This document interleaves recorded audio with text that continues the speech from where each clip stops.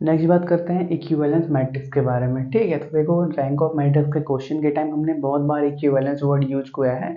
अब ये होता क्या है उसके बारे में बात कर लेते हैं। ठीक है, तो देखो मान लेते हैं एक ए नाम का मैट्रिक्स है। इसके अंदर हमने क्या किया, कुछ एलिमेंट ले लिया, पहले 1 2 3 2 3 4 0 1 2।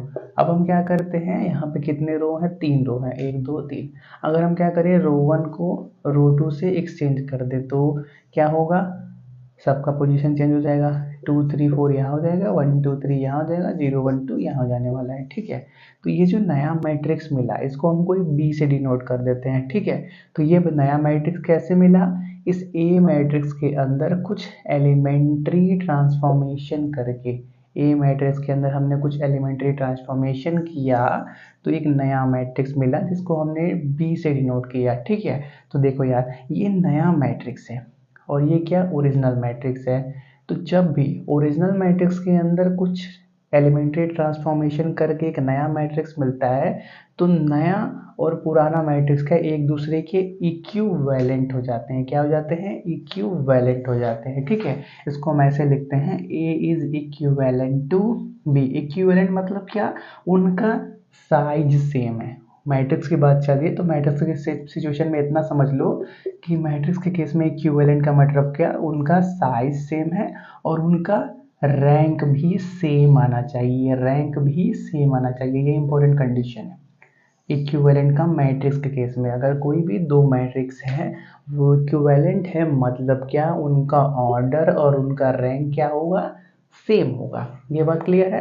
देखो इस बात को हम एक क्वेश्चन से वेरीफाई करते हैं कि ऑर्डर और रैंक इक्वल क्यों होने चाहिए। ठीक है, जैसे देखो हमारे पास एक क्वेश्चन दिया है, एक ए नाम का मैट्रिक्स है जिसके अंदर एलिमेंट क्या क्या है, 1 2 1 -1 0 2 और 2 1 -3। ठीक है, ये ए नाम का मैट्रिक्स है, हमको चेक करना है is A matrix is equivalent to I3 और नॉट। I3 मतलब यूनिट मैट्रिक्स ऑफ ऑर्डर 3। ठीक है, तो हमको यही चेक करना है कि ए मैट्रिक्स यूनिट मैट्रिक्स जिसका ऑर्डर 3 है उसके इक्विवेलेंट है कि नहीं है। तो क्या बोला हमने पहले उसका ऑर्डर देखो, तो देखो इसका ऑर्डर कितना है, 3 × 3 है, और यूनिट मैट्रिक्स जिसका ऑर्डर 3 है मतलब वो भी क्या होगा, 3 × 3 ऑर्डर का होगा। यूनिट मैट्रिक्स मतलब 1 0 0 0 1 0 0 0 1। हम क्या जानते हैं, यूनिट मैट्रिक्स का रैंक क्या होता है, उसके ऑर्डर के बराबर। तो रैंक ऑफ यूनिट मैट्रिक्स क्या हो गया, 3 के बराबर।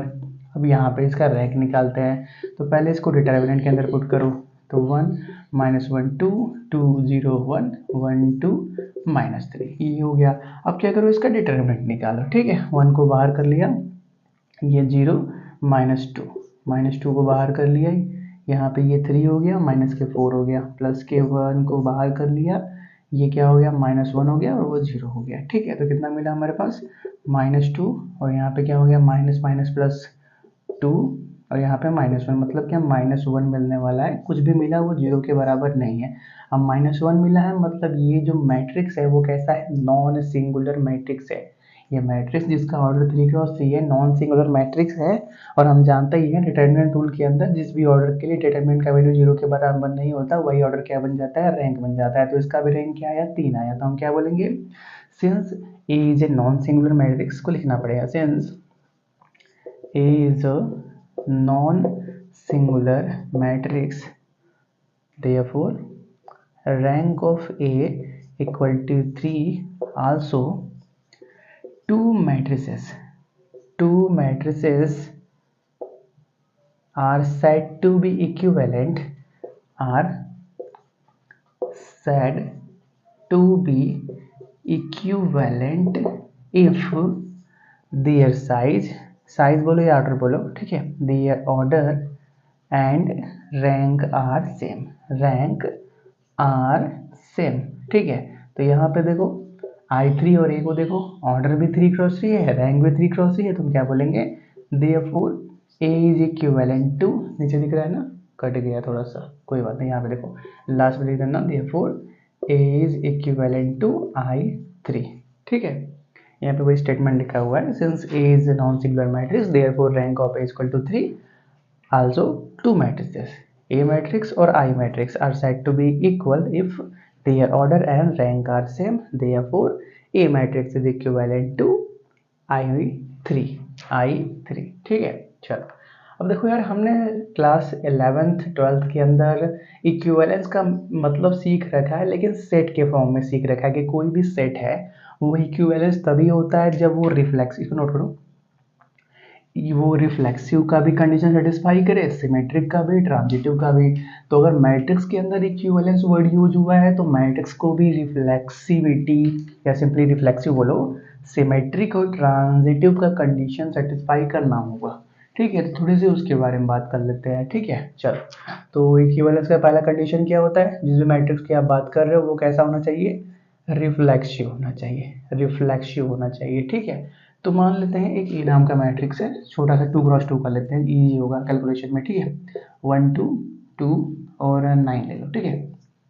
तो ए मैट्रिक्स को रिफ्लेक्सिव बनाना है, ठीक है। तो रिफ्लेक्सिव मतलब क्या, जो मैट्रिक्स है वो खुद के ही क्या इक्विवेलेंट हो। सेट के केस में हम क्या बोलते थे, जो सेट है वो खुद के इक्वल है तो सेट क्या बन जाता है, रिफ्लेक्सिव सेट बन जाता है।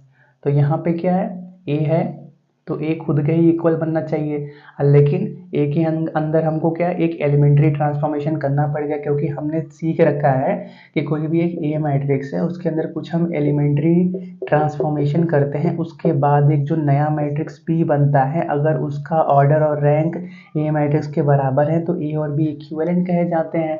तो ए को ऐसे तो बोल नहीं सकते कि हाँ ए खुद के इक्विवेलेंट है, ए के अंदर कुछ एलिमेंट्री ट्रांसफॉर्मेशन करके एक नया मैट्रिक्स बनाना पड़ेगा, फिर उस नए वाले को और इसको देखना पड़ेगा कि दोनों इक्वल है कि नहीं है, तब वहां से हम बोलेंगे कि ए मैट्रिक्स और वो वाला मैट्रिक्स इक्वल है, तो ए क्या है, रिफ्लेक्सिव है, ठीक है।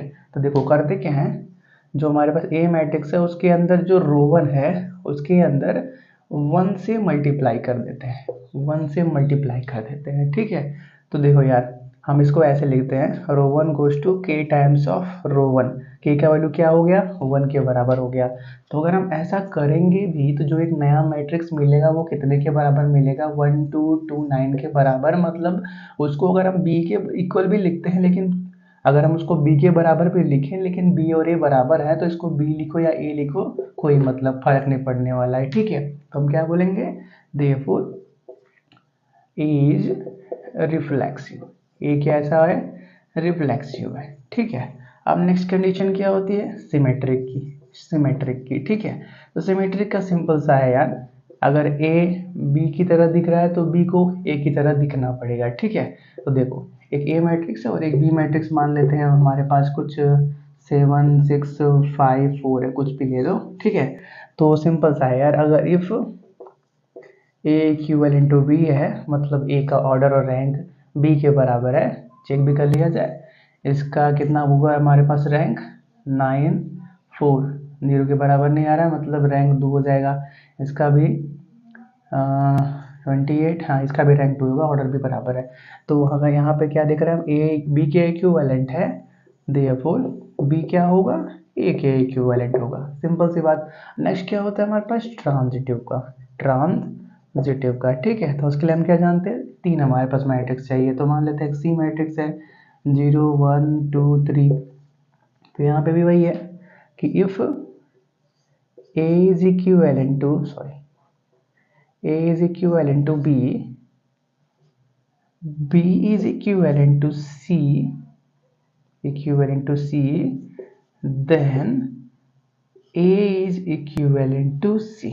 अगर A B के इक्विवेलेंट है, B C के इक्विवेलेंट है, तो A C के भी क्या इक्विवेलेंट होगा, और यहाँ से दिख भी रहा है C और A का भी ऑर्डर रैंक बराबर है, ठीक है। तो यही बात हो गया हमारे पास, अगर कोई भी मैट्रिक्स है वो तीनों कंडीशन सेटिस्फाई करता है तो वो क्या बन जाता है, इक्विवेलेंस मैट्रिक्स बन जाते हैं। कैसे बन जाते हैं, इक्विवेलेंस मैट्रिक्स बन जाते हैं। देखो इक्विवेलेंस के केस में हमको ये कंडीशन कभी सेटिस्फाई करने की जरूरत नहीं पड़ेगी, ठीक है। हमको सिर्फ क्वेश्चन मिलेगा कि जो अभी हमने यहाँ पे सॉल्व किया था कि is A matrix is equivalent to I3 और नॉट, हमको ऐसे ही क्वेश्चन मिलेंगे, ठीक है। ये बस थोड़ा सा बेसिक नॉलेज है कि इक्विवेलेंस का मतलब क्या होता है, उसके लिए ये बता दिया, ठीक है। बस मालूम होना चाहिए कि इक्विवेलेंस का मतलब सिमेट्रिक, रिफ्लेक्सिव, सिमेट्रिक, ट्रांजिटिव, तीनों कंडीशन सेटिस्फाई कर रहा है, ठीक है। आपको हर क्वेश्चन में चेक करने की इसको जरूरत नहीं पड़ेगी, अगर बोल रखा है कि इक्विवेलेंट है तो वो होगा, ठीक है।